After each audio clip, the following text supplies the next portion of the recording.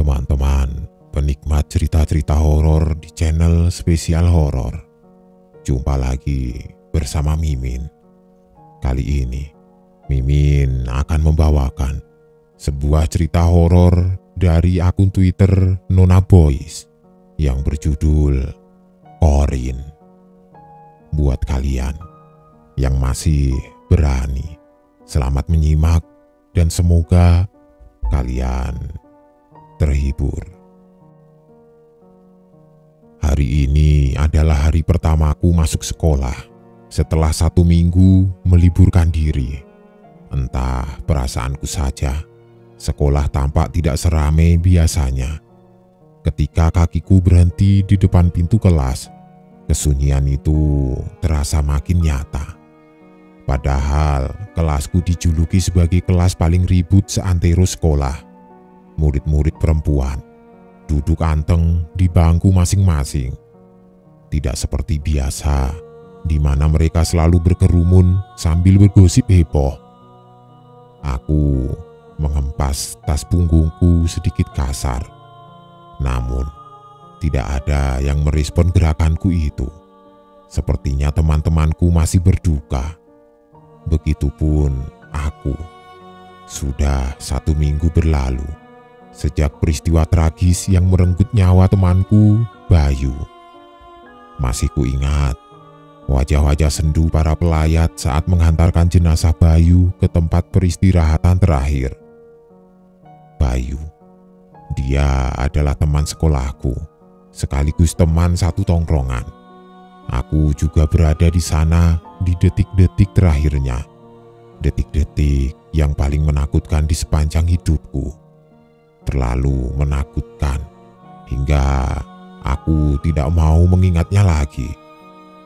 Adit, woi! Tubuhku tergelonjak saat pundakku ditepuk keras. Aku berdecih kesal. Kenapa? Balasku ketus. Kamu masih diganggu tidak? Sontak aku memelototi teman sebangkuku itu, Rian namanya. Jangan bicara keras-keras. Aku segera menegurnya. Aku cuma tidak mau menakut-nakuti teman sekelasku. Beberapa dari kami memang kerap mendapat gangguan, terutama aku. Semalam, aku tidur di kamar orang tuaku lagi.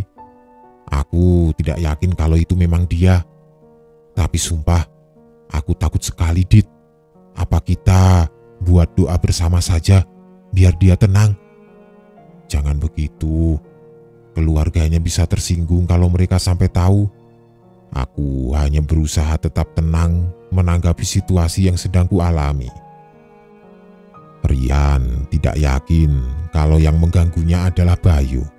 Namun dia sudah berencana untuk mengirim doa. Sedangkan aku sama sekali tidak berani bertindak meski jelas-jelas melihat wujud seramnya di sudut kamarku. Sekali lagi, aku hanya tidak mau membuat teman-temanku ketakutan. Seminggu terakhir ini, hidupku memang sangat mencekam. Aku terpaksa libur sekolah karena setiap malamnya selalu terjaga. Bahkan ibuku berencana untuk mengirimku ke rumah nenek. Sehari setelah Bayu dikebumikan, sosoknya segera bergentayangan mengganggu ketenangan warga sekitar, termasuk aku yang bertetangga dengannya. Bayu sering menampakkan diri dalam wujud menyeramkan. Wajah pucat, tatapan kosong, darah segar mengalir dari kepala hingga wajah. Pernah suatu malam, dia menjahiliku, memanggil-manggil namaku, dan menggeser-geser sejumlah barang di kamarku. Akibat ulahnya itu, aku pun terpaksa menumpang tidur di kamar orang tuaku karena tidak sanggup lagi menahannya. Selain bergentayangan di pemukiman warga, Bayu juga sering menampakkan diri di lokasi kecelakaan yang merenggut nyawanya. Ada yang mengaku melihat seorang laki-laki dengan wajah bersimbah darah duduk termenung di pinggir jalan. Cerita seperti itu sudah beberapa kali ku dengar, sehingga aku selalu ingat untuk menurunkan laju kendaraan saat melewati jalan itu. Mataku memindai seisi kelas, lalu berhenti pada seorang murid perempuan yang duduk di bangku pojok di barisan depan. Dia tampak ketakutan. Wajahnya berubah pucat setelah menoleh ke arahku, tepatnya ke arah bangku kosong di belakangku. Dia memang bisa melihat makhluk halus, dan aku tidak perlu berpikir dua kali untuk mengetahui alasan dari sikapnya itu.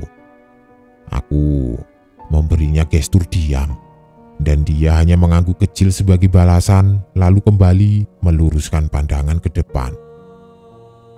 Aku pernah mendengar tentang jin korin, yaitu bangsa jin yang diciptakan untuk mengikuti dan mendampingi setiap manusia sejak lahir sampai meninggal. Bisa dibilang, kalau jin korin mengetahui semua perilaku manusia yang diikutinya.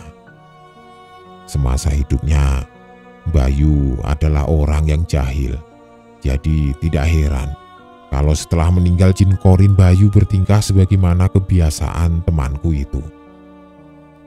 Seperti saat ini, seseorang sedang menendang-nendang kakiku dari belakang.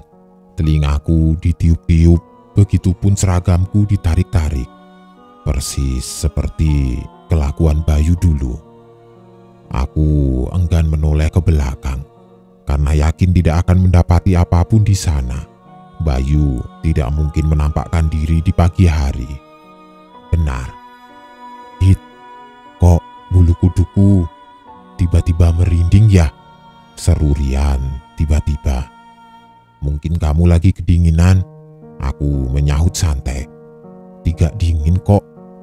Jangan-jangan dia ada di belakang. Hush, jangan asal ngomong, tegurku. Siapa yang asal? Aku beneran merinding ini. Aku ingin membalas omongan Rian, tapi guru lebih dulu datang dan mengambil alih atensi. Gangguan dari arah belakang seketika berhenti. Menurut kebiasaannya, Bayu memang selalu duduk tenang selama proses belajar mengajar. Aku menyayangi Bayu, tapi aku tetap berharap agar semua ini cepat berakhir. Mungkin aku akan mengikuti saran Rian untuk mendoakan Bayu agar temanku itu tahu kalau aku akan terus mengingatnya sehingga dia bisa berhenti menggangguku.